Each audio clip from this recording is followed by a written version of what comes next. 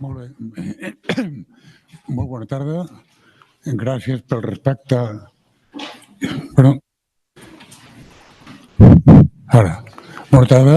Moltes gràcies per respecte amb el que han escoltat l'himne europeu que ens agermana. O sigui, és molt satisfactori pensar que hi ha una melodia que ens fa sentir membres o partícips d'un mateix projecte de civilització, de pau i de progrés per Europa y confiem que també per la humanitat.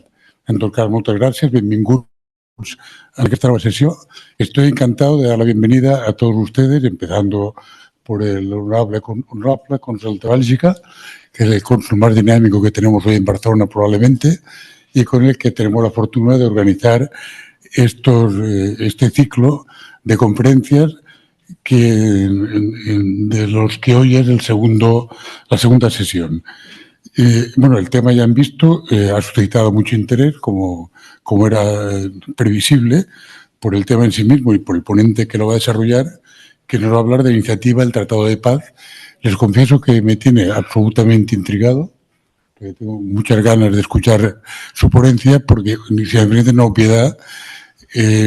Celebramos el año pasado el 75 aniversario de la Declaración de Derechos Humanos, un monumento que era una historia de la humanidad civilizada, pero a poco que se reflexiona cae uno la cuenta que la paz es la condición sine qua non para todos los demás, que la Declaración Universal es una maravilla, es increíble que en aquella época se hiciera esto y que siga tan vigente después de 75 años, pero sin paz todo lo demás huelga y tenemos desgraciadamente ejemplos muy próximos en este aumento en Europa, en Oriente Medio, etcétera. El otro tema que me intriga y que tengo la esperanza de que la conferencia de nuestro ponente hoy me ayude a disipar esta duda es cómo conseguir que la comunidad internacional tenga suficiente poder para imponer la paz. Esto es algo que estos días echamos mucho de menos. O sea, ¿qué puede hacerse, qué pueden hacer los ciudadanos del mundo para algún día democráticamente podamos forzar a los gobiernos a imponer la paz cuando ésta sea tan necesaria como hoy, por ejemplo, en Gaza?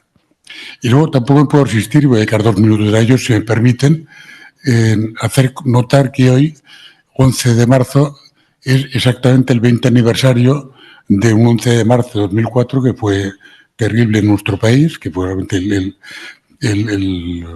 atentado más dramático que ha sufrido España desde siempre, y del que pueden hacerse algunas lecturas. Y creo que es bueno, a la vez que conmemorarlo con todo el respeto que se merecen las personas que fueron víctimas del atentado, además con todo el interés por aprovechar, si me permite la expresión, las enseñanzas que puede pararnos. Entonces, yo creo que hay una enseñanza muy positiva y muy estimulante, que es que el atentado no produjo ningún tipo de fractura social en nuestro país. O sea, no hubo ni un solo incidente de islamofobia, podía haber ocurrido, no hubo ni un solo incidente. Hubo episodios en que musulmanes y cristianos estaban juntos por las víctimas. Me recordó lo que tuve la oportunidad, desgraciada, de ver en Boston el 20 de septiembre del 2001, cuando me impresionó y me emocionó hondamente ver físicamente obispos católicos y imams musulmanes rezando juntos por todos sus hermanos. Bien, esto es un indicador de que la sociedad española reacciona muy bien. También recuerdo con emoción cómo en Barcelona y en toda España nos sentíamos hermanados con Madrid. Es decir, yo creo que es una de las veces en la historia que más próximos y más unidos nos hemos sentido a nuestros hermanos madrileños. Bien, esta es la parte positiva de la lectura que se puede hacer del 11M. Luego hay lecturas no tan positivas que sí produjo fractura política, no fractura social, pero sí fractura política. Hay quien sitúa, algunos ensayistas sitúan en esa fecha el invento de las fake news, aquellas que llevan a considerar la verdad como creencia. Eso hace que haya miles de personas en España, aunque parezca sorprendente, que todavía creen que aquello de marzo del 2004 fue obra de ETA. Bueno, hay personas que lo creen porque porque la verdad es lo que ellos creen. Como ellos creen que fue obra de ETA, poco importan los hechos, lo que importa es la creencia. Bien, el invento de las fake news en nuestro país a gran escala, creo que se pueden datar en aquella época, y también se puede datar en aquella época un nivel, yo diría que insoportable como demócrata, de polarización política que lleva a desconsiderar al adversario, al adversario al que conviertes en enemigo. Esto, o corre el riesgo de convertir en enemigo. Esto, creo, es una de las lecturas, una de las consecuencias negativas de aquellos hechos, y si lo rememoro hoy es por respeto a la fecha solemne del 20 aniversario y por explicitar la esperanza de que nunca más vuelva a ocurrir el que nos polaricemos de esta manera ante una tragedia parecida, y que además seamos capaces, ya de ahí la sensatez de la madurez democrática que la sociedad española mostró en aquel momento y ha mostrado en diferentes momentos a lo largo de los últimos 40 años, por poner un periodo abastable que diríamos en esa tierra. Bien, no me alargo más y le cedo gustosamente la palabra al honorable señor cónsul de Bélgica. Muchas gracias.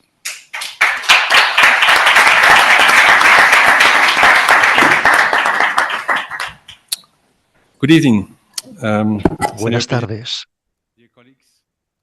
Señor presidente, queridos colegas. Es un plaer estar avui amb vosaltres en aquesta segunda conferència de Europe Talks, el cicle de conferències organitzats en el marc de la presidència belga de la Unión. Aprovecho la oportunidad para agradecer a nuestros socios, la Fundación La Caixa, la delegación de la Comisión de la Unión en Barcelona y también la oficina del Club de Roma en Barcelona y CIDOP.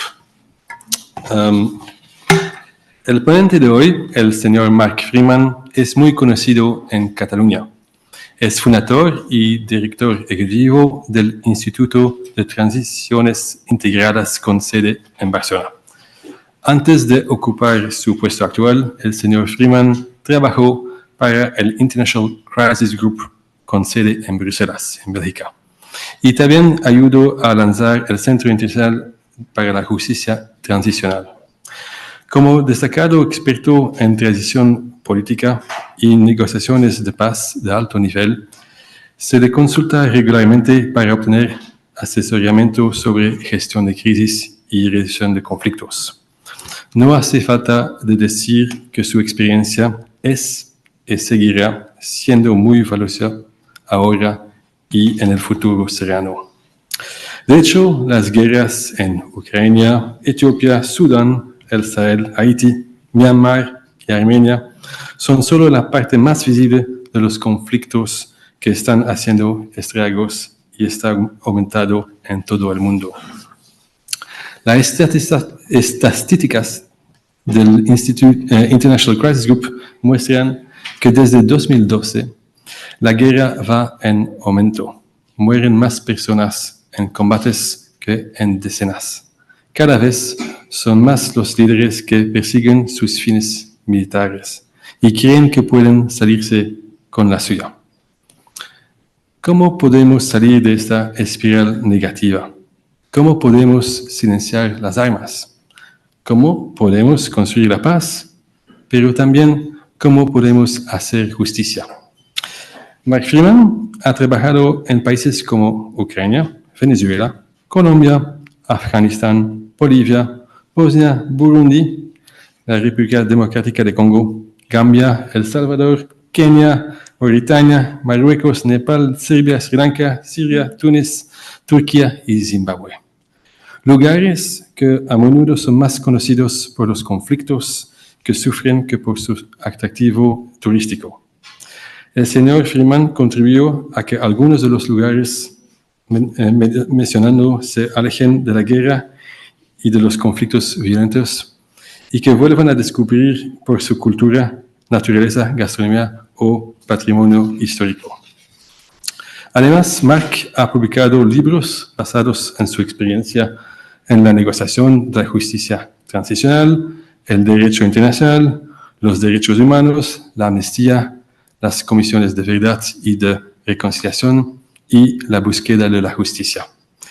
En resumidas cuentas, cuando pensamos en los conflictos violentos actuales y en cómo ponerles fin, el señor Freeman tiene mucho que enseñarnos. Sin más preámbulos, cedo la palabra al señor Paul Vargas, investigador senior de CIDOP y moderador de esta conferencia. Gracias por vuestra presencia.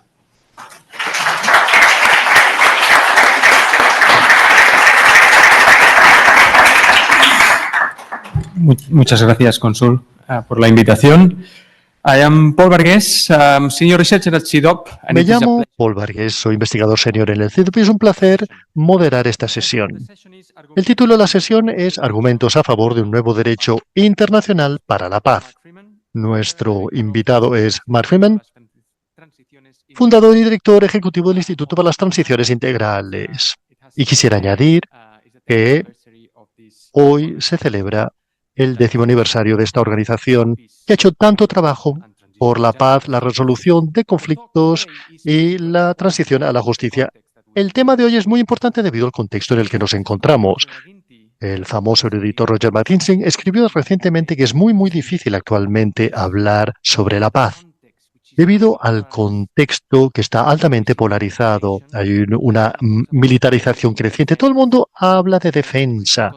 Hay un cuestionamiento y rivalidad creciente entre las potencias por los recursos y el desafío, añadiría yo, es no solamente hablar sobre la paz e imaginar la paz, sino también pensar en cómo el derecho internacional podría proteger la facilitación de la paz. Este es el desafío. Mark Freeman nos hablará durante unos 30 o 35 minutos y luego tendremos un coloquio en el que ustedes tendrán la oportunidad de formular preguntas. Sin mayor preámbulo, Mark, gracias por estar aquí y tienes la palabra.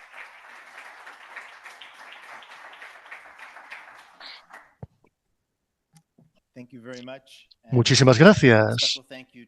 Y quisiera agradecerle especialmente al cónsul general del Consulado de Bélgica por la invitación y a todos los otros organizadores. Voy a ser un poco provocador esta tarde, en parte porque yo creo que existe una tendencia a veces a pensar que la paz es tan evidente, ¿por qué no la tenemos? Cuando, al menos desde el punto de vista de mi propio trabajo, la paz a menudo es una posibilidad muy remota, porque exige correr unos riesgos fuertes. Y algunas personas ponen en juego sus reputaciones y, por lo tanto, yo voy a ser un poco provocador. Les voy a provocar y me voy a concentrar en una idea específica que me ronda la mente desde hace mucho tiempo y cada vez más a más personas que trabajan en la paz en sus sociedades como algo global. Y tiene que ver con el problema en relación a mi trabajo cotidiano. De hecho, yo formo parte del problema.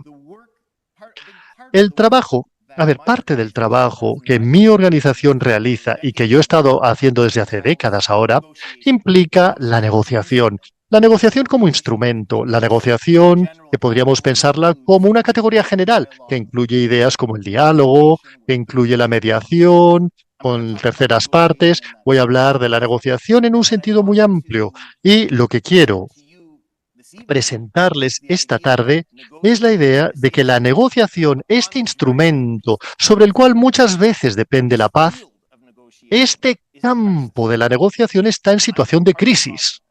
Yo formo parte del problema, como decía anteriormente. Y yo creo que es en las situaciones de crisis, en el peor de los momentos, y las observaciones preliminares, que existen distintas preocupaciones sobre el tiempo actual, sobre el momento actual que vivimos. La manera en que yo lo pienso es que necesitamos que la negociación esté más presente más que nunca, porque en parte es la manera en que los conflictos, conflictos se producen actualmente. Los motores del conflicto son mucho más complejos, pensando incluso en el tipo de guerras que existen actualmente. Pueden ser desde guerras finitas a guerras ciberguerras, guerras de juegos e incluso en un territorio específico existen tantos grupos armados no estatales, no gubernamentales, algunos de los cuales tienen motivos políticos y otros no. y a menudo en estados que son débiles, y en los lugares donde yo he trabajado el estado es débil, se está haciendo cada vez más difícil evitar y resolver los conflictos. Y aunque yo estoy muy preocupado, y voy a presentar aquí 2 ideas sobre lo que se puede hacer, aunque estoy, como digo, muy preocupado de que necesitamos un modelo efectivo de negociación más que nunca en el pasado. Y como ya he dicho, este trabajo sobre la negociación, este campo de la negociación está en situación de crisis. ¿Por qué está en situación de crisis? Existen 2 razones, y voy a hablar de ambas razones en mi ponencia. La primera razón está relacionada con lo que yo llamaría una variable externa, una amenaza externa. Y esa amenaza, de hecho, se relaciona con lo que sería algo que celebraríamos, que es los avances en el derecho internacional, en la ley, digamos, humanitaria internacional, en la ley civil internacional, en la ley penal internacional. Pero la negociación no tiene nada sobre lo cual basarse. Y dependemos de la negociación. ¿Cuántos de entre ustedes forman parte del movimiento hacia la paz en su sociedad o en otras sociedades? Lo que sorprendería es que no existe un derecho internacional de la negociación. Y el objetivo es hacer que la negociación sea más fácil y menos arriesgada. Y para ello necesitamos ayudar a las personas que hacen esto. Y no es fácil. No es fácil. La cosa no se hace de manera fácil si queremos tener la paz. El derecho internacional no tiene nada para ayudar a los negociadores de este mundo. Pero como digo, la amenaza no es tanto que no tengamos leyes. Muchas otras áreas del derecho internacional han formado parte de la construcción y desarrollo de otras partes del derecho que celebramos, pero de hecho nos estancamos y estamos en la trinchera de los negociadores. Y eso es lo que yo llamo la amenaza exterior. Y esto es de lo primero que quiero hablar, y es una parte de la razón por la cual la negociación está en crisis. Se relaciona con las cosas buenas que han sucedido, pero que no han sido acompañadas de medidas protectoras, por así llamarlas, o de negociadores. Esto en lo que se refiere a la parte del derecho internacional. En la segunda parte, y voy a tener que tomar agua, perdonadme un segundo. Existe una segunda parte, una segunda amenaza que de hecho viene de dentro. Como digo, yo formo parte del problema. Y es que hoy en día existe un problema que se está escondiendo de dentro hacia afuera. Hoy en día, cuando pensamos en la negociación, y aquellos de nosotros que hacemos este tipo de trabajo, solo existe un único modelo que es tomado en cuenta y considerado como legítimo y eficiente. Y de hecho yo he ayudado a construirlo. Yo he formado parte de ese proceso y he formado parte de ese trabajo. He estado implicado en muchos procesos de negociación distintos. Pero existe un único paradigma de la manera correcta de negociar hoy en día. El problema no es que únicamente exista una única forma de negociación legítima. El problema es que el modelo que tenemos es lento, excesivamente lento, muy lento.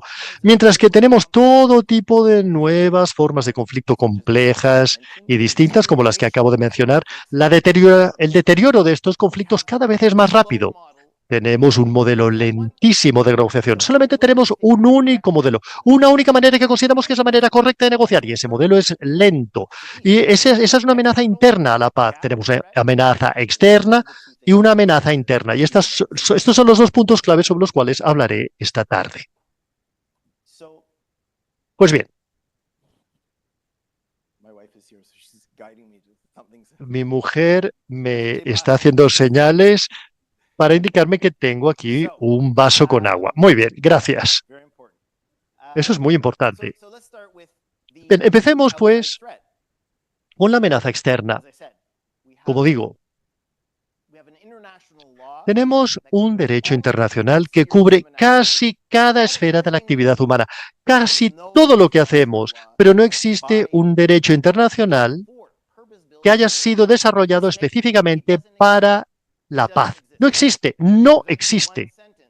Existe una única frase en la Carta de las Naciones Unidas, una única frase que se refiere a la utilización de la negociación, la conciliación, la mediación. Hay una frase, pero no existe ningún corpus de derecho internacional para lograr la paz. Y esto estaría muy bien, excepto por el hecho de que, como he mencionado anteriormente, tenemos avances extremadamente interesantes en muchos campos del derecho internacional que celebramos, pero tenemos un efecto, digamos, de estancamiento en el espacio en el que se realiza la negociación. Voy a explicar en breves instantes cómo funciona, pero para aquellos de ustedes que no sean abogados internacionales, imaginémonos que el mundo está en una trayectoria hacia... Es como si fuese un proceso de revelación o de autorrevelación, en que existe un derecho internacional perfecto y que gradualmente lo estamos descubriendo y nos estamos acercando a él y llegaremos a esta forma de derecho internacional finalmente perfecta. Yo digo que el derecho internacional no es en absoluto así. Más bien ha sido creado en encrucijadas cruciales de la historia en que existían condiciones que permitían, a veces es un choque. Es decir, el derecho humanitario internacional surgió bajo la sombra del Holocausto, de la Shoah, bajo esa tragedia, para darnos cuenta de que necesitábamos de un corpus de derecho internacional que asegurase unos derechos humanitarios mínimos.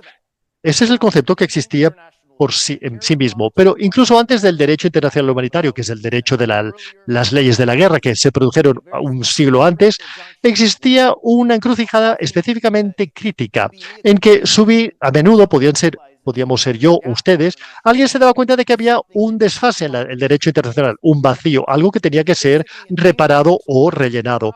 Es un proceso incremental, pero no estamos trabajando hacia allí. No estamos en un itinerario o trayectoria lineal en que alcanzaremos la tierra prometida del derecho internacional. Y cuando hacemos este proceso, porque es incremental, a veces surgen problemas, incluso a medida que vamos aparentemente en la buena dirección y que estamos rellenando vacíos en el derecho internacional. Si no somos cuidadosos, si no prestamos atención, a veces lo que estamos haciendo es crear un problema. Trabajando en un área del derecho internacional, creamos un problema en otra área del derecho internacional. Y esto es lo que está ocurriendo y lo que ha ocurrido en parte con la negociación. No hemos construido un derecho internacional para la negociación, pero aquellos de nosotros que estamos haciendo este trabajo año tras año hemos estado de manera progresiva, hemos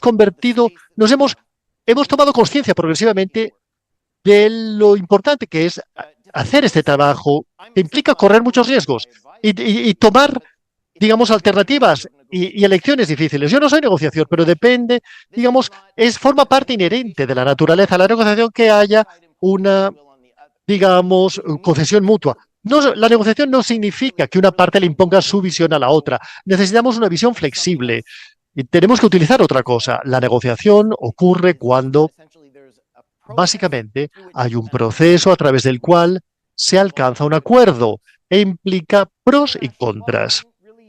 El derecho internacional ha durado desde hace muchísimo tiempo, antes de la Guerra Fría. El trabajo de los negociadores a menudo tenía una lente simplemente geopolítica. No pensabas en la dimensión del derecho internacional, en lo que alcanzabas. Podías alcanzar un acuerdo político, un acuerdo de paz. Si podías, ya estaba. Ya era suficiente. Se consideraba suficiente. Eso cambió y se ha convertido.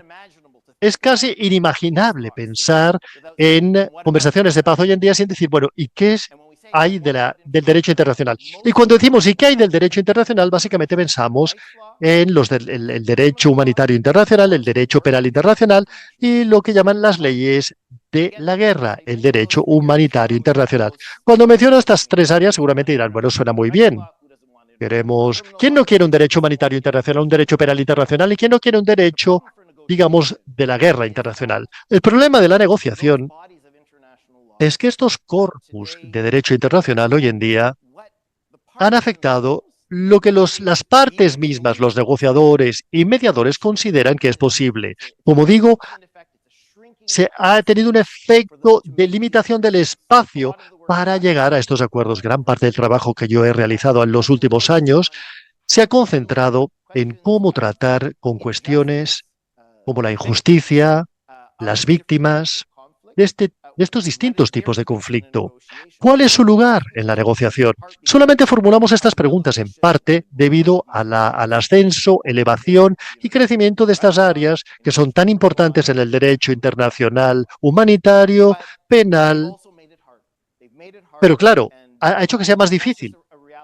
Y esto simplemente es una realidad que tenemos. Y debido a que no hemos acompañado o no hemos hecho un maridaje de estas áreas con algo que proteja la necesidad que tienen los negociadores de flexibilidad, es algo fundamental.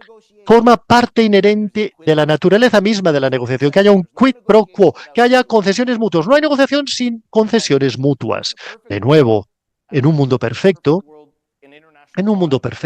el derecho internacional de la negociación existiría. Y una de las cosas que ha estado haciendo mi organización en los últimos años es desarrollar una negociación internacional en parte para darle un espacio de respiro a los que tienen que hacer elecciones difíciles, tomar decisiones difíciles.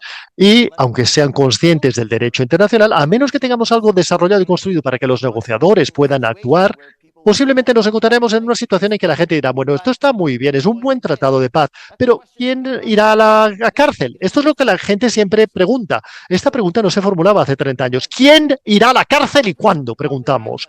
Seguramente nos podemos dar cuenta de que es un tema difícil de tratar en una negociación. Es difícil convencer a alguien que deje las armas y deje de luchar para básicamente ir a la cárcel voluntariamente. Esto es muy difícil, pero esta es la expectativa que está creciendo a través de todos estos desarrollos, de nuevo, que estamos, como digo y repito, celebrando. Voy a tomar un poquito de agua. Pues bien, como decía, de nuevo, este es el marco referencial que tiene que ver, como decía, con algo que está siendo amenazado o yo diría está perjudicando la negociación. Y no es algo que venga del campo de la negociación, sino que es una amenaza exterior. Pero todos hemos formado parte de esta amenaza exterior.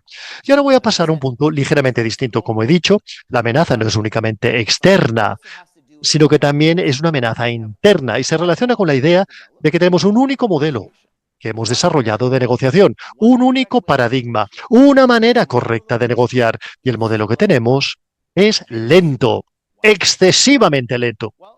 ¿Por qué es lento? Pues bien, en parte es lento por lo que estaba diciendo hace un segundo. Tenemos un modelo de negociación que es lento, porque el acto mismo de llevar a cabo una negociación se ha convertido en algo unido a los mismos ideales que informan el derecho humanitario, el derecho internacional y el derecho penal internacional, que es la idea que se relaciona con la participación. Las víctimas deberían poder participar en estos procesos. De nuevo, repito, es un punto importantísimo. En el pasado, los tratados de paz y las conversaciones de paz se hacían tras bastidores por parte de las élites y todo el mundo se quejaba posteriormente. Mucha gente no se quejaba, pero algunos se quejaban. Y con toda la razón del mundo. A ver, nosotros, ¿por qué no estamos en este proceso? No nos vemos reflejados en el mismo. Y ocurrió, como he dicho anteriormente, es un problema que llama a la vista. Y hemos, por lo tanto, desarrollado un modelo que ha sido alimentado con todos estos ideales maravillosos hasta el punto de que se basa tanto en el idealismo como el pragmatismo o el realismo. Sin no olvidar el hecho de que al final la negociación es un tema muy operativo, es algo muy práctico, es algo muy pragmático y exige que sea así porque intrínsecamente las concesiones mutuas, el quid pro quo, es lo que obtienes cuando decides seguir una trayectoria de negociación. Y por lo tanto tenemos un modelo lento. Voy a explicar un poco en qué consiste este modelo lento, qué apariencia tiene. Y si alguno de ustedes ha seguido un curso sobre negociación o sobre cómo alcanzar la paz, seguramente habrán recibido probablemente la misma información, independientemente de quién haya sido el docente o profesor, sobre cuál es la manera correcta de negociar. Y como ya digo, muchos de nosotros que hemos hecho este trabajo hemos formado parte de la construcción de este modelo. ¿Y qué es lo que hace que el modelo sea tan lento? Como ya he mencionado un ejemplo. La expectativa hoy en día es que habrá una participación muy incluyente en un proceso negociador. Ya no será algo que hagan las élites, habrá muchos actores implicados y deberían estar implicados. Tienen que estar en la mesa negociadora, tienen que ser consultados, un principio muy importante, pero que añade a la lentitud. Hace que todo se desacelere. Mientras mayor sea la participación, más lentamente nos moveremos. ¿Qué podemos decir de la gente? Pues la gente es muy similar. La idea en la negociación hoy en día, si han seguido ustedes un curso o han aprendido sobre esto, o si han leído las distintas guías de distintas instituciones, yo diría que la agenda tiene que ser amplia, tiene que incluir desde las causas raíz hasta las consecuencias más extremadas de cualquier forma de conflicto que pueda existir. De nuevo, vuelvo a repetir, es muy importante que haya una agenda muy exhaustiva. Es una idea muy importante, pero también te hace ir muy lento. Otro principio que aprendemos se relaciona con la naturaleza misma de la relación entre los adversarios en una sala de negociación. Si alguno de ustedes ha estado en una sala de negociación, sabrán a lo que me refiero. La idea de que las dos partes, si hay dos partes, con el tiempo, a través del proceso mismo de negociación, debería producirse una transformación en su relación desde la confrontación a la cooperación. Esta es una lógica que forma parte inherente de la manera correcta de llevar a cabo una negociación. Un principio muy lento, pero muy importante, pero que nos hace ir muy lentamente. De nuevo, hoy en día, si hay facilitadores o mediadores en una negociación para la paz o para un acuerdo político, si hay facilitadores y mediadores y terceras partes que intentan también implicarse, el modelo correcto es esperar a que se les llame, esperar a que se les ceda la palabra y entonces hacer algo. De nuevo, es un principio muy noble, podríamos imaginarnos, porque esta es una muy buena idea. Pero de nuevo, repito, hace que las cosas vayan muy lentamente. Existe un listado larguísimo de ejemplos de este tipo. Y de nuevo, puedo mencionar algunos de ellos durante el coloquio. Pero en la manera en que pensamos en este trabajo en nuestra organización, 11 de estos principios de la manera correcta de negociar. Repito, si añadimos estos 11 principios, hace que la negociación sea muy lenta. ¿Por qué es esto un problema? Para remitirme a lo que he dicho al comienzo de mi intervención, todos los que hacen este trabajo dicen, la urgencia es mayor que nunca. La urgencia de resolver este tipo de situaciones es mayor que nunca. La complejidad de los conflictos es mayor que nunca. La velocidad con la que se deterioran los conflictos es mayor que nunca. Cuando miramos nuestra caja de herramientas, vemos un único instrumento y es lento, caramba, esto es un problema. Y es por eso que he dicho al comienzo de mi intervención que de hecho estamos en una situación de crisis. Es una crisis que se hará cada vez más evidente con el tiempo. Es casi una forma de disonancia cognitiva. Somos conscientes de ello. Sabemos que algo no funciona, intentamos saber qué es lo que no funciona. Pues eso es lo que no funciona. La urgencia por una parte y la lentitud por la otra. Es una disonancia cognitiva. Y es por eso que uno de los proyectos más novedosos de mi organización es lo que llamamos una negociación por la vía rápida, el carril rápido de la negociación. Esta idea, la negociación de un carril rápido, no existe un modelo de carril rápido para la negociación, pero lo necesitamos más que nunca, debido a las ciberguerras, la guerra climática y todo lo que hay en medio. Lo necesitamos, no lo tenemos. Y es por eso que es una nueva iniciativa muy importante que ha emprendido nuestra organización y que se relaciona con esta crisis a nivel más amplio a la que me he referido. Por eso, negociaciones, un carril rápido para las negociaciones. ¿Cómo funcionaría ese carril rápido? Pues bien, voy a basarme en los distintos ejemplos que ya os he dado, que forman parte del conjunto de principios que informan el modelo tan lento que tenemos y que a menudo llamamos el modelo A, el que ya tenemos. En un modelo de vía rápida, ¿qué apariencia o qué aspecto tendría la participación? No sería una participación, sería una participación suficientemente inclusiva. Suficientemente inclusiva para alcanzar un acuerdo. Es la razón por la cual estás negociando, para alcanzar un acuerdo que pueda ser puesto en ejecución, un acuerdo. Esto sería un principio básico en un modelo de vía rápida.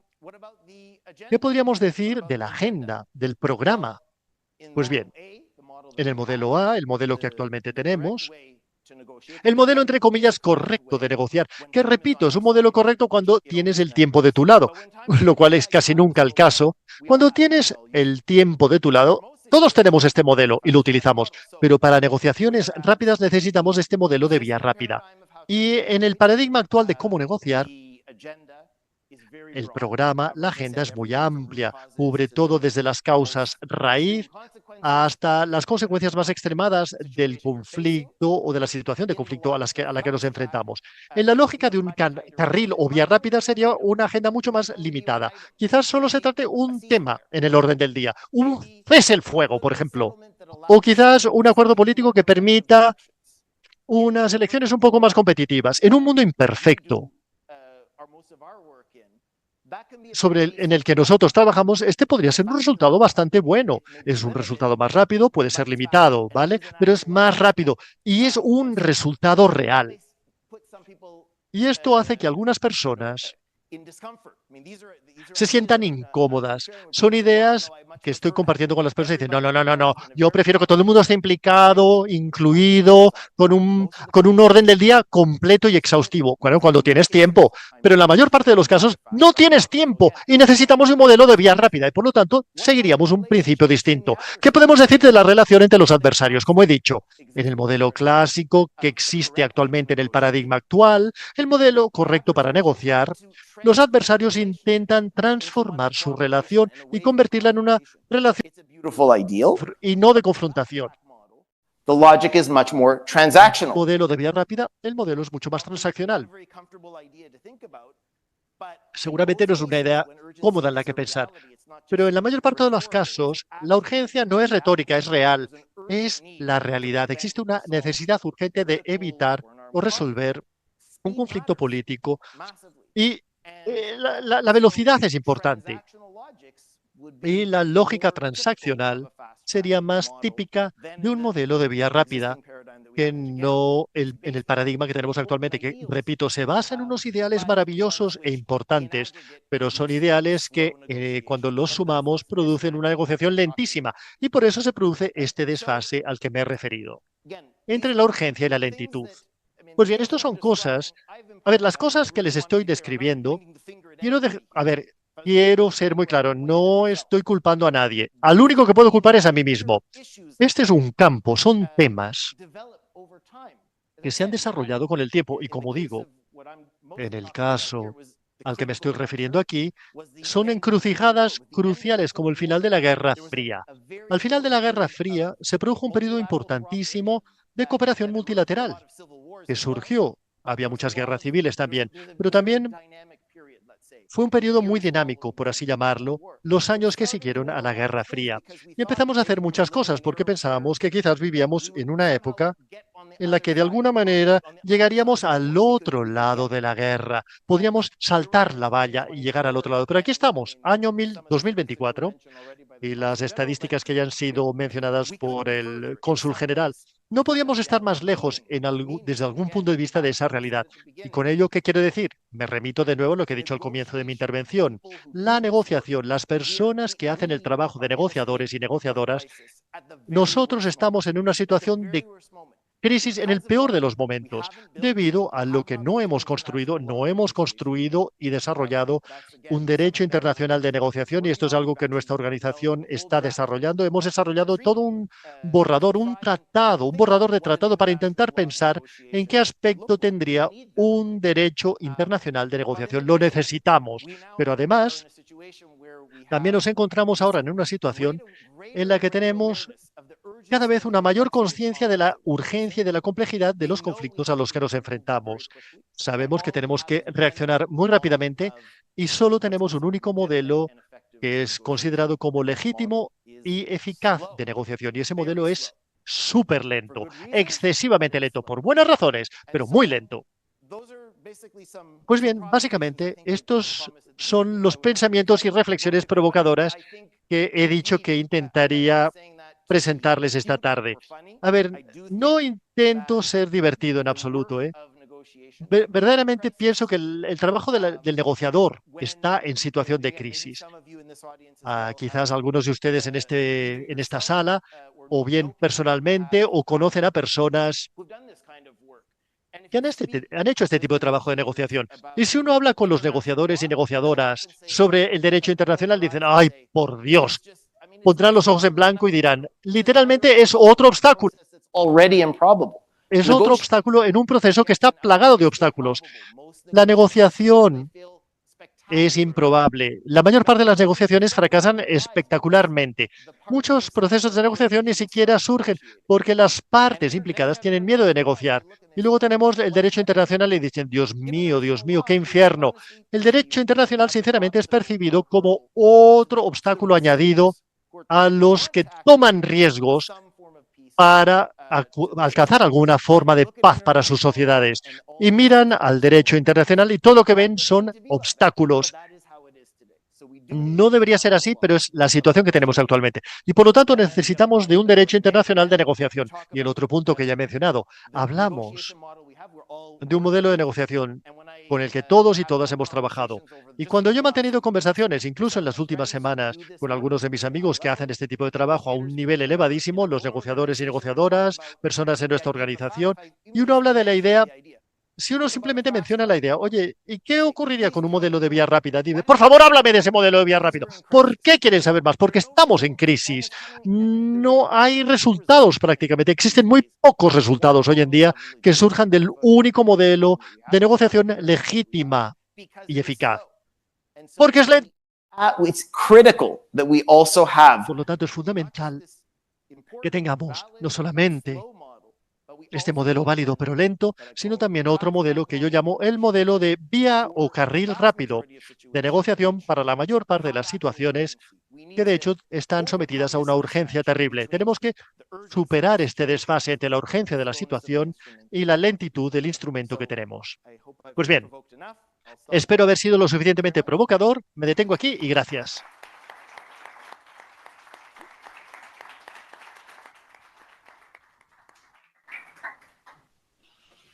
Thank you very much. That was very interesting, truly Muchísimas provocative. gracias. Qué interesante y qué provocador. Ahora quisiera cederle la palabra al público. A ver, ¿qué piensa el público de la primera pregunta? Pero mientras reflexionan sobre esta primera pregunta o sugerencia, permíteme que yo comparta contigo una experiencia o una pregunta que tengo en mente. Desde los años 90 hemos estado pensando que la paz es lenta, que la paz necesita de tiempo, que la paz necesita ser sostenida, inclusiva. Mientras más estén implicados, mejor será. De alguna manera, su modelo es un modelo, es una provocación, es un cuestionamiento de nuestra comprensión de lo que es la paz. Podría, por lo tanto, redefinir nuestra comprensión de esta idea de la paz. Pero primero, abramos o cedamos, digamos, abramos el coloquio, cedamos la palabra al público, recojamos 3 o 4 preguntas en una primera ronda. Por favor, preséntense y antes de formular la pregunta. Me llamo Borja Panadini y tengo una reflexión breve sobre su modelo que me gusta muchísimo. Y mi pregunta, mi preocupación, es que una de las razones claves que explica que las negociaciones sean tan lentas es que las partes no confían la una en la otra. Y parte del proceso es crear un espacio político para el desarrollo de la confianza. Y este es un proceso muy lento, es frágil y vulnerable y es muy fácil que se derrumbe. Y mi pregunta sería, ¿cómo piensa usted o qué nos podría decir del proceso de desarrollo de la confianza, de la construcción de la confianza en este modelo de negociación de vía rápida? Y la segunda pregunta, si se me permite, es ¿cómo se imagina usted una puesta en ejecución e implementación de vía rápida también? Porque otra cuestión clave en las negociaciones es que las partes, además de que las partes no confían mutuamente la una en la otra, tampoco en la implementación de los acuerdos. Y parte del éxito de la negociación y de los acuerdos políticos es poder ejecutar, poner en ejecución e implementar lo más rápidamente posible para continuar desarrollando, digamos, la confianza sobre esta relación. Vamos a darle la palabra a otra persona para que formule también su pregunta y luego responderá usted a todas las preguntas a la vez. Muy bien. Hola, ¿qué tal? Me llamo Charles Freeland y soy un estudiante de la Universidad de Harvard. Y yo quería preguntar sobre el tratado, porque una de las cosas que yo obtengo de mi perspectiva Gen Z es que he hablado con, digamos, las nuevas leyes se convierten muchas veces en un obstáculo. Los gobiernos son también un obstáculo para la libertad de un individuo. Y una de las preocupaciones que yo he tenido inmediatamente es cómo vamos a asegurarnos de que un nuevo tratado para los negociadores no sea simplemente otro obstáculo para los negociadores, es decir, algo que limite sus capacidades. ¿Y cómo está usted, digamos, tomando esto en cuenta en sus desarrollos? Bueno, voy a responder de manera inversa. Cuando pensamos en el derecho en los derechos humanos o los derechos de la guerra, el derecho humanitario, las tres áreas, todo el mundo dirá, está muy bien que tengamos estas áreas del derecho. Todas estas áreas del derecho se basan en una lógica, en la manera en que cada uno de los tratados es diseñado, que se concentra en la rendición de cuentas del Estado y en algunos casos la rendición de cuentas individual. Cuando hablamos de grandes regiones o de grandes zonas del derecho de la guerra. Es decir, hacer que algunos de los actores implicados rindan cuentas. El derecho internacional de negociación no necesita esta lógica. Se basaría en los incentivos para la negociación, para alcanzar acuerdos. No se concentra en hacer que nadie rinda cuentas, porque se concentra en un objetivo. El objetivo es expandir la base para dar una mayor flexibilidad a los negociadores. Y tendría sentido en ese sentido. Es decir, incluso en la manera que se me formula esta pregunta, veo cómo las personas en sus mentes tienen una estructura. La estructura la dinámica gobernante de cómo se desarrolla el derecho internacional, porque en la mayor parte de los casos se concentra en hacer que alguien rinda cuentas, que alguien se haga responsable, responsabilizar a alguien. Algunas se relacionan al comercio o a los temas climáticos, mientras que el derecho, digamos, internacional de negociación no tiene que hacer que nadie rinda cuentas. De lo que se trata es de proporcionar flexibilidad. Esta es la lógica del Tratado para la Paz y la negociación que estamos construyendo. Y en este sentido es precisamente para superar este efecto limitante al que me he referido en mi intervención de lo que es estas áreas tan loables y tan necesarias, digamos, del derecho internacional. Match that with anything to protect the Pero, negotiators or to incentivize the negotiators. digamos, no se ha hecho nada para proteger o incentivar a los negociadores. Y por lo tanto, lo único que ellos perciben es pérdida y limitación. A ver, lo estoy enfatizando muchísimo, pero la idea es que tenemos todos estos obstáculos, además de los que ya existían. De alguna manera se trata de levantar algunos de esos obstáculos. Esta es la lógica inherente en la manera en que hemos diseñado este derecho internacional para la negociación. En relación a su pregunta, a ver, muchísimas gracias por formulármela. Supongo, y quizás voy a conectar a ambas preguntas de manera fehaciente. Es decir, tenemos derecho internacional, pero ¿cómo este derecho internacional alimenta un derecho, digamos, un carril rápido o un modelo de vía rápida? El modelo de negociación que tenemos actualmente, este paradigma, el que todos aprenderíamos en la universidad o en un curso de formación, o aquel que veríamos en cualquier organización multilateral cuando vemos cuál es la manera correcta de negociar, se basa en práctica, pero también en muchos ideales. Se basa en muchísimos ideales. Eso suena muy bien, ¿verdad? Pero también constituye un problema. Suena muy bien, pero también constituye un problema. Y si yo tuviese que decir, bien, ¿cuál es la lógica? ¿Cómo podemos pensar en la paz? Porque, a ver, yo quiero seguir el principio de la vía rápida. Ha sido construido para la rapidez, no la lentitud. se basa en la premisa de que el tiempo acecha, de que el tiempo es breve, no de que tenemos todo el tiempo del mundo. Y algunos de ustedes seguramente habrán notado la distinción hecha por Johan Dalton, que estableció esta comparación y contraste entre lo que él llama la paz negativa y la paz positiva. La idea es que la paz negativa básicamente es la ausencia de violencia. No más, es la ausencia de violencia. La paz positiva es kumbaya. Todos los derechos humanos han sido implementados perfectamente, hay una equidad total en la sociedad y tenemos todo aquello que necesitamos, el paraíso en la tierra. Esa es la paz positiva. El modelo que tenemos de negociación, que de nuevo repito, no estoy indicando con el dedo de la mano a nadie. Al único que culpo es a mí mismo, se basa en una lógica, se basa en un conjunto de objetivos de paz positiva. Un modelo de vía rápida no se basaría en las premisas de la paz positiva. El objetivo sería la ausencia de violencia, por ejemplo. Lo que ocurra tiene que producirse a través de otros procesos, puede implicar decenas de otras negociaciones simultáneas, consecutivas o como sea, pero se trata de una, digamos, de una barra distinta. Se basa menos en lo que alcanzaremos en un largo plazo perfecto y no, sino más bien en lo que alcanzaremos en un corto plazo imperfecto.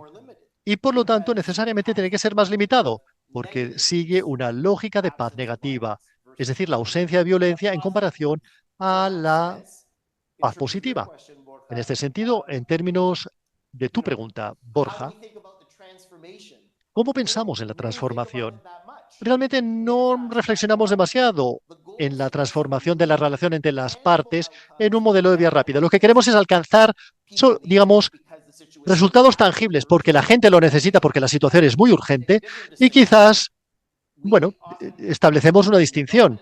A menudo en el modelo dominante de negociación decimos, nuestro objetivo es acabar con el conflicto, acabarlo.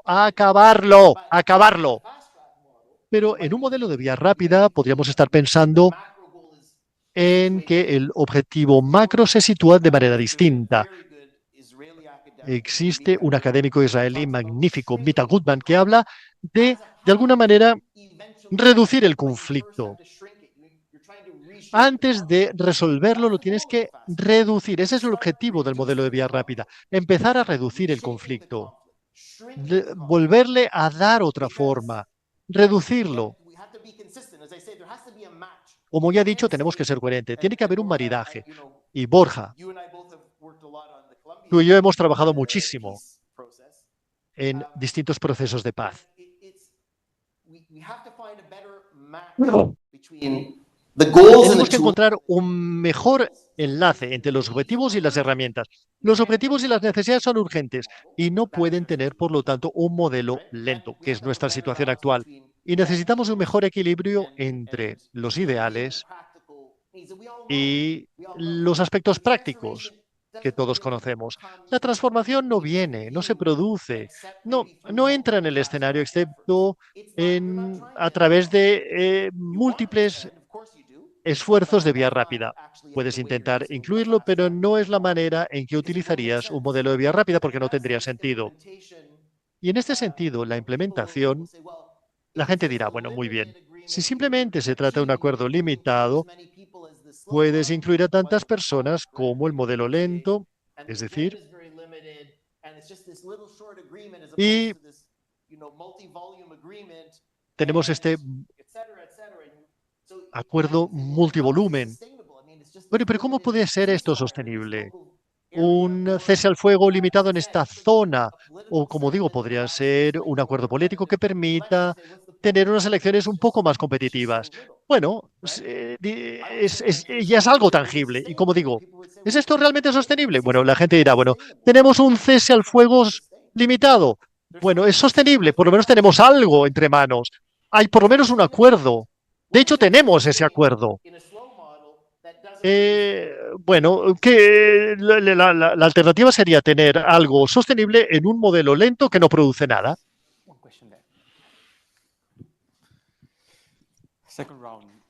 Segunda ronda. Vamos a formular 3 preguntas por ronda, ¿de acuerdo?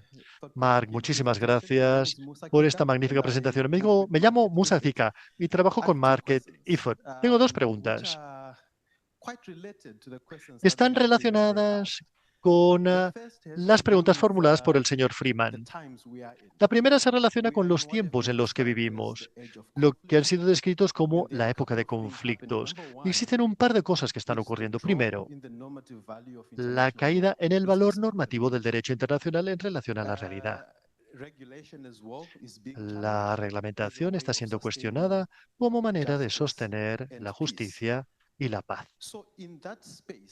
En ese espacio, deberíamos estar yendo más hacia una regulación en el sentido de crear otro conjunto de derecho internacional con el objetivo, con el propósito de incentivar, si lo podemos llamar así, incentivar las negociaciones de paz. Parte de lo que se ha planteado en la época de los conflictos es que las instituciones pueden no sobrevivir la época de los conflictos. No deberíamos estar, por lo tanto, pensando, en vez de crear otra institución de derecho internacional, no deberíamos crear en la manera de institucionalizar los valores de la negociación desde la perspectiva negociadora. En segundo lugar, mi segunda pregunta, se relaciona con lo siguiente. Hemos hablado del modelo de vía rápida, el modelo de carril rápido que nos ha vendido tan bien. Pero a mí me parece que se mueve en la dirección opuesta de crear un derecho internacional para la paz. ¿Por qué? Dices que el modelo actual se basa en un ideal o ideales, pero el segundo modelo, el modelo de vía rápida, es más práctico, más pragmático. Esto a mí me parece que se mueve hacia la desregulación y no hacia la regulación. Por lo tanto, ¿no existe una disonancia cognitiva aquí también en los dos enfoques, en las dos aproximaciones? Cuando vamos de manera más rápida, cuando nos movemos de manera más rápida, no estamos eliminando las obligaciones, lo que tú has llamado obstáculos. Incluso la ley que incentiva o el derecho que incentiva crea obligaciones. Gracias. ¿Alguna otra pregunta, por favor?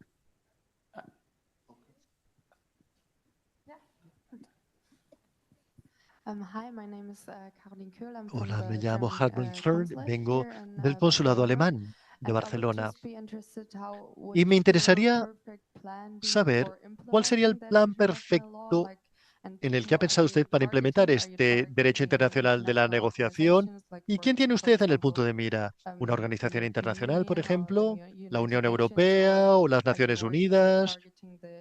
¿O está usted poniendo en el punto de mira a gobiernos nacionales? Muchísimas gracias. Cuando usted hablaba de la vía rápida y del aspecto transaccional, pensaba en Venezuela.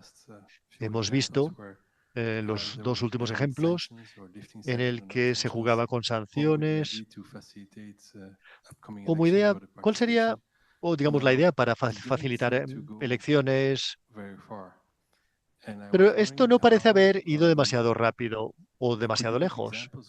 ¿Podría usted darnos ejemplos de otras negociaciones en las que el modelo de vía rápida haya sido utilizado con mayor éxito o en el que, en base a pequeños éxitos, esa acumulación de pequeños éxitos haya permitido avanzar como camino, digamos, a seguir en un futuro? Respondo, sí. Son 3 las preguntas que se han formulado en esta ronda. Bien. A ver, yo quisiera establecer 2 distinciones. Voy a responder a las 3 preguntas, pero quizás no en el orden exacto en que se me han formulado. Supongo que lo primero que debo decir es que cuando yo hablo de un modelo de vía rápida, quiero enfatizar el término modelo, ¿vale? Existen muchísimos ejemplos, probablemente miles o decenas de miles de ejemplos de negociaciones rápidas. Las negociaciones que han ido rápido Hay muchísimos ejemplos en toda la historia. Lo que no tenemos es un modelo de vía rápida. Y establezco esta diferencia, esta distinción, porque ahora mismo cuando decimos negociación, alguien dice, negociemos, o debería haber una negociación. Nuestra mente inmediatamente acude al único paradigma que tenemos. Y de nuevo repito, cuando añadimos todos sus principios importantísimos, hace que la negociación sea una negociación muy lenta. Pero es el único marco referencial mental que tenemos a la hora de hacer esto. Y a veces, cuando yo planteo esta cuestión sobre un modelo de vía rápida, se me podría decir, bueno, ¿dónde está? Bueno, de hecho, tiene que ser construido. Y este es uno de nuestros proyectos principales en nuestra organización. Desarrollar un modelo de vía rápida alimentado por los muchos ejemplos de negociación que se han llevado a cabo. Las negociaciones, usted menciona Venezuela. En su mayor parte, nuestra organización ha estado trabajando hacia una solución negociada desde hace 7 años, siguiendo básicamente el único paradigma que tenemos. Y ya han habido 4 negociaciones distintas en ese periodo de 7 años, cada una con un facilitador distinto, pero básicamente en su mayor parte hemos estado siguiendo el paradigma. Y cuando miramos atrás, incluso en la historia de Venezuela, ¿cuál fue un ejemplo en nuestra propia historia de Venezuela, una negociación que funcionase y que produjese un resultado? Hablamos de ejemplos rápidos. Uno de ellos fue el famoso acuerdo llamado el Acuerdo de Punto Fijo, que fue negociado por las élites detrás de bastidores y produjo un acuerdo político que a la mayor parte de los venezolanos y venezolanas les pareció un buen ejemplo. No tiene nada que ver con el paradigma y vulnera cada uno de los principios del paradigma, pero produjo un resultado y ese resultado en general funcionó. Entonces, cuando pensamos, y como digo, la gente dice, a ver, ¿el modelo cómo funcionaría? Estamos construyendo ese modelo en estos precisos instantes y estamos haciendo la investigación ahora mismo. Pero al final no podemos simplemente hacer un listado de ejemplos. Tiene que haber un modelo de vía rápida o de carril rápido, de manera que no estemos limitados únicamente a un único modelo que sea considerado como la única manera correcta de negociar, especialmente cuando ese modelo es tan lento, excesivamente lento. Por lo tanto, estamos construyendo ese modelo y, de alguna manera, es esto. Y para hacerlo incluso más personal, en el sentido, en reflexionar sobre nuestro trabajo el año pasado. Seguramente muchos de ustedes recordarán en abril del año pasado que empezó la guerra en Sudán. Todo el mundo entendió que esa guerra deterioraría por una guerra que estaba evolucionando tan rápidamente, era tan mortífera y era tan terrible y horrorosa de ver. A ver, ¿cuál fue el reflejo de todos los actores? Abramos la caja de herramientas y veamos qué herramientas tenemos. Pues solamente tenemos un único modelo, un modelo lento. Y eso lo podíamos ver con nuestros propios ojos. Y recuerdo, por ejemplo, que los Estados Unidos y la Arabia Saudí fueron algunos de los países que se movilizaron rápidamente para intentar detener esta guerra, para evitar que se enquistase esta guerra. Y empezó muy rápidamente. Y recuerdo las críticas, cuando de hecho lograron alcanzar un acuerdo muy limitado y muy precoz. Bueno, es legítimo. Si analizas el modelo, no encaja en el modelo. ¿Dónde están todos los participantes? ¿Dónde está el orden del día amplio? ¿Dónde están las causas raíz? Y no, ese país estaba siendo destrozado por 2 ejércitos que estaban aniquilándose mutuamente y aniquilando a su población. O sea, por lo tanto, necesitábamos de un modelo de vía rápida, de manera que cuando estas situaciones se produzcan, y no solamente continuarán produciéndose, sino que se harán cada vez más complejas, con cada vez más actores y con cada vez arsenales más distintos que son utilizados. Las ciberguerras, por ejemplo. Pues bien, necesitamos de un modelo de negociación basado en la idea y la realidad, en la mayor parte de los casos, de que el tiempo... Y lo que tenemos ahora es un montón de ejemplos, pero no hay orden. Y ciertamente no tienen legitimidad. Y esto es lo que tiene que construirse. En lo que se refiere a la iniciativa de Tratado de Paz, ha habido varias preguntas al respecto. La respuesta, bueno, digamos, una pregunta práctica que se me ha formulado. ¿A quién tenemos en el punto de mira? Para los que no sean abogados internacionales en la sala, el derecho internacional solo existe cuando los estados en el sistema que tenemos, miembros de las Naciones Unidas, firman, ratifican o aceptan el tratado. No existe bajo ninguna otra circunstancia. Existen partes del derecho internacional con la que tratan los tribunales u otras instituciones, pero al final algo solo se convierte en derecho internacional cuando por lo menos el derecho de tratados, cuando los estados lo firman o lo ratifican. Y por lo tanto, el tratado, digamos, por la manera en que se estructura el derecho internacional público, los estados tienen que firmarlo y o ratificarlo. Y por lo tanto, estamos en un proceso de implicación diplomática. Hemos estado en este proceso en los últimos años. Y también la implicación técnica para intentar mejorar el texto del tratado, que tiene por lo menos más de 100 acontecimientos con, digamos, negociadores en todo el mundo y diplomáticos implicados. Y a finales de junio de este año habrá un borrador final que presentaremos y se lo presentaremos a todos los estados miembros de las Naciones Unidas, y luego habrá una implicación diplomática y un enfoque sobre el mismo. Y al final, bueno, veremos quiénes serán los adoptadores precoces. Pero hemos pasado por un proceso de implicación que acabará el 1 de julio de este año. Y en lo que se refiere a tu pregunta también, en lo que se refiere en particular, supongo, a esta coherencia que muchos perciben como incoherencia entre el querer, por una parte, tener un tratado que incentive la negociación, que incentive el recurso a la negociación, y la percepción de que el modelo de vía rápida puede contradecir esto. Pues bien, una de las cosas, y tenemos a un grupo asesor, que llamamos, de lo que llamamos la iniciativa del Tratado de Paz, es decir, hecho específicamente y a medida para la negociación. Y una de las cosas a la que nos referiremos con nuestro grupo asesor especializado, que está constituido por negociadores de paz muy famosos de todo el mundo, es la vía rápida en este tratado, porque esto es lo que hará que ambas cosas se unan. La manera en que hemos construido el tratado, en primer lugar, probablemente tendrá un aspecto similar al modelo A. Encajará con el paradigma de la negociación, que he descrito como muy lento, porque es muy lento. Y esto se verá muy bien reflejado en la manera en que este tratado ha sido diseñado. Pero lo que también queremos hacer es introducir una cláusula de vía rápida. Sería efectivamente incoherente o contradictorio si decimos, por una parte necesitamos un modelo de vía rápida, luego tenemos un texto de tratado de paz que ha sido construido para una negociación lenta.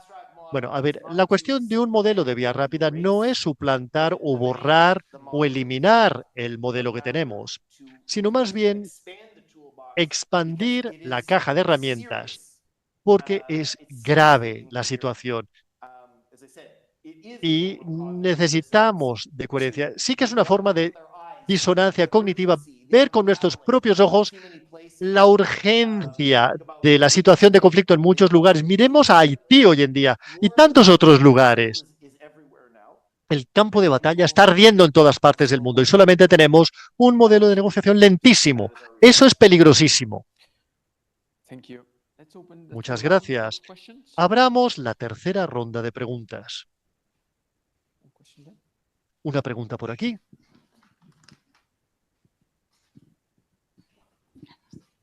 Hello everyone, my name is Marina del Marcos. Hola, me llamo Marina del Marcos y soy asistente investigadora en el FTI.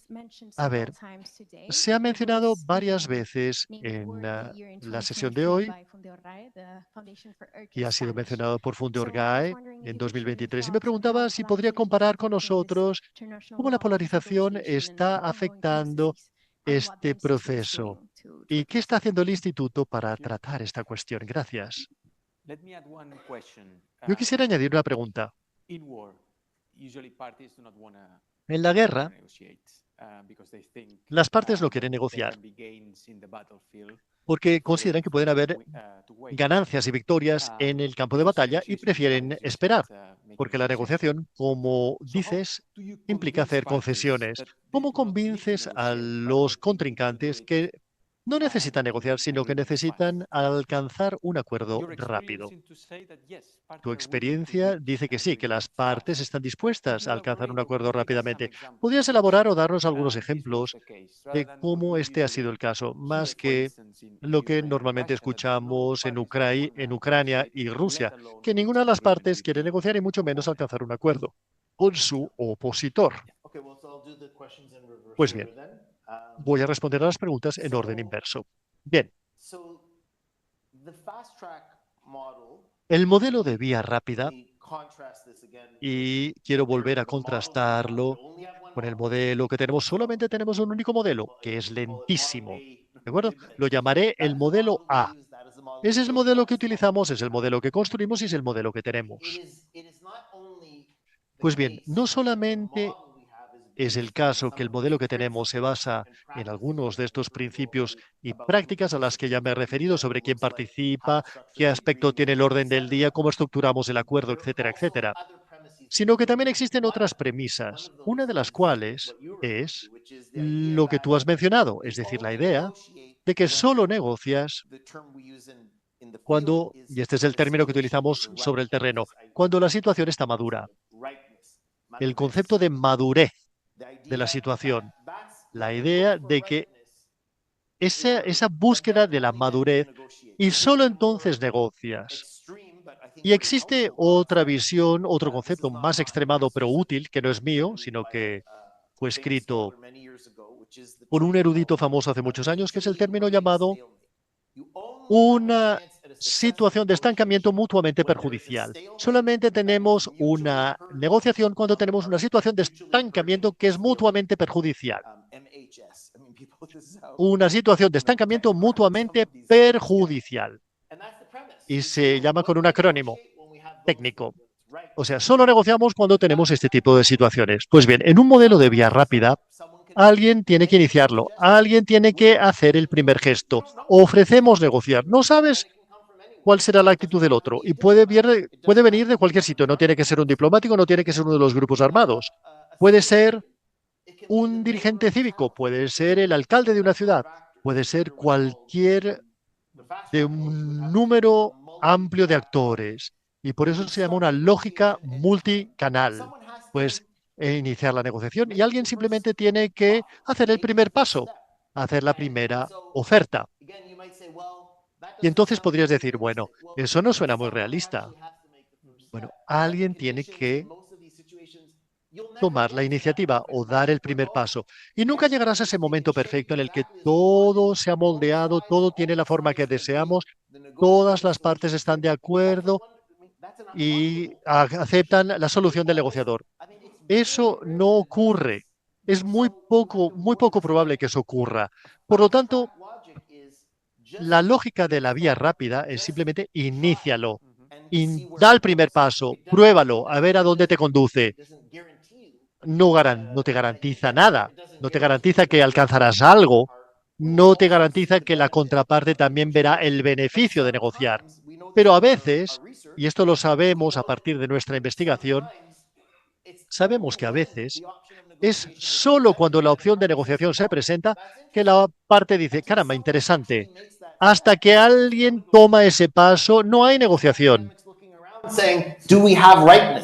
Los académicos dicen, ¿tenemos madurez? ¿Tenemos suficiente madurez para empezar a negociar? Bueno, alguien tiene que tomar el primer paso y entonces se ve lo que ocurre. Se trata de un proceso de construcción en este sentido, pero tiene que empezar con un ladrillo, tiene que empezar con un primer paso. Y en cuanto a la polarización, la pregunta que se me ha formulado por parte de Marina, muy bien. En nuestro trabajo tenemos otra gran iniciativa sobre la polarización, que se llama la Iniciativa Global sobre la Polarización de la Ford Foundation, y se trata de un proyecto de 4 años. E iniciamos este proyecto debido a la conexión justamente entre la polarización y la negociación. La polarización y el diálogo. La idea básica es que la polarización se está convirtiendo en un hiperproblema, es decir, que existe es una categoría especial de problema que hace que tu capacidad de resolver todos los otros problemas sea más difícil todavía. No se trata únicamente de resolver un problema, es un hiperproblema que hace que, a ver, se trata de una categoría especial de problema que hace que tu capacidad de resolver cualquier otra cosa más difícil, más remota. Y si esto lo aceptas, si aceptas este concepto, que esto es lo que es la polarización, es así como funciona, es el tipo de problema que es, entonces el paso lógico siguiente es cuál sería la negociación. A ver, no puedes tener una polarización. Una polarización es una situación, ya se trate en una sociedad o en un sistema político, en el que tienes una radicalización entre y dentro de grupos. O sea, tu capacidad, si tienes una polarización de este tipo, que escala, y la polarización no es una pequeña disputa en una comunidad de vecinos, es algo que escala entre grupos que se radicalizan. Y se trata de una condición que efectivamente hace que sea mucho más difícil negociar. Y es por eso que digo que como parte de nuestro trabajo no podemos hacer un buen trabajo en el campo de la negociación a menos que también prestemos atención a la polarización. Y estamos haciendo mucho trabajo para entenderlo mejor. Y nuestro enfoque, evidentemente, es en las soluciones. Pero se trata de un problema muy pernicioso para la negociación y para todo el resto. Necesitamos acabar a las 7:30 en punto. Round of questions and answer. This will be the last round. Tenemos tiempo para una cuarta ronda de preguntas. No sean ustedes tímidos o tímidas.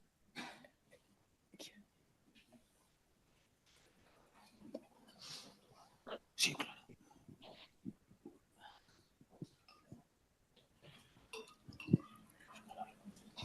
Hello, and thank you Hola, for creating muchísimas this, gracias por this haber space for the organizado este espacio para el My debate. name is Laia and I'm Me llamo just Laia introducing myself as a y citizen me who voy a is presentar. Soy una concerned about, ciudadana que se cuestiona all the conflicts that are happening sobre today. otros conflictos que se están And I produciendo have hoy the en día. feeling that Y tengo la the war sensación slows down de the que process is lo que hace que el the proceso will sea tan lento es the la actors involved in voluntad a conflict de los actores implicados en un to conflicto assume the obligations that a la hora de asumir sus obligaciones or that commit to o comprometerse accept a the aceptar obligations to limit their behavior. sus obligaciones para limitar su In this comportamiento. fast track model, En este modelo my de question vía is, rápida, mi pregunta sería, how do you create ¿cómo or crea how do you usted promote o how cómo contribute promueve for the usted o actors cómo involved in contribuye conflicts usted para los actores implicados en el to make conflicto? this will ¿Cómo happen? You know, how promueve usted que esta if the predisposición o will esta is not there, voluntad because ocurra? the Si la fact that voluntad no está ahí, sanctions, porque incluso hoy en día, incluso las sanctions or sanciones the public opinion is not enough sometimes o for la opinión countries pública no es or the actors suficiente para los países o para que los actores to stop or act. se So detengan o actúen. how can or Entonces, is it a way or is there a way in your model ¿existe alguna manera en el modelo de vía to create rápida this space for para crear este for espacio, making the actors involved para hacer que los actores in the implicados conflicts to en el commit conflicto se comprometan to their obligations? a cumplir con sus obligaciones? Thank you. Gracias. Any other question? ¿Alguna otra pregunta en esta cuarta ronda? This question remind me to Bien, esta pregunta me recuerda this week the Pope made que this esta semana el Papa de said that Roma both Ukrainians and Russians dijo que need tanto los the ucranianos courage como for los the rusos white necesitan flag, de the la courage for valentía peace. para And alzar both la bandera blanca, these words para didn't sit alcanzar well la paz. in many Y circles. esto, bueno, no But fue bien recibido en let's muchos highlight this círculos. word, Pero, courage for digamos, negotiations, courage for peace, enfaticemos courage for esta palabra, valentía para las negociaciones, para la paz, para la courage, vía something missing in today's rápida para los acuerdos. world. ¿Falta valentía en el mundo What on actual? that question? Esto lo relacionó a la pregunta que se acaba de formular. A ver, yo no podría decir si falta más actualmente de lo que ha faltado en el pasado. Lo que sí diría es que es una ilusión. Es una ilusión, es un espejismo pensar en la paz sin la valentía de las personas que corren riesgos personales increíbles. Y eso no ocurre. Sin esa valentía no ocurre.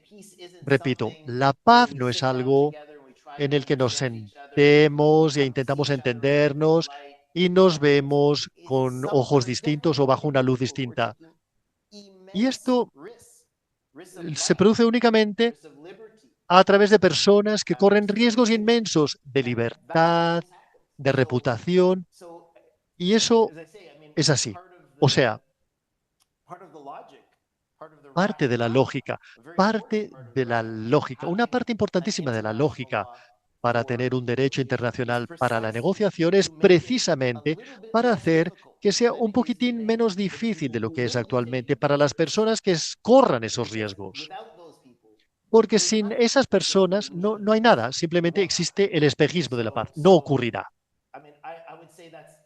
Y yo diría que hemos hecho, como digo, no sé cuántas entrevistas y acontecimientos hablando de los ideales de este tratado de paz con asesores de todo el mundo, todos los tratados de paz que se pueda uno imaginar, actuales y pasados. Les preguntamos, ¿qué es lo que te permite tener éxito? ¿Qué es lo que evita que puedas tener éxito? El número uno es siempre correr riesgos. Las personas dispuestas a correr riesgos hay que honrarlas, porque si no, es simplemente un espejismo, una ilusión. Y la idea de alinear que yo quiero paz y tú no quieres la paz. Caramba, un modelo no puede resolver esa situación por sí mismo. Lo que un modelo puede hacer es proporcionarte algunas ideas, algunos principios, alguna lógica, alguna metodología con la cual trabajar para pensar en lo que podría ser un primer paso.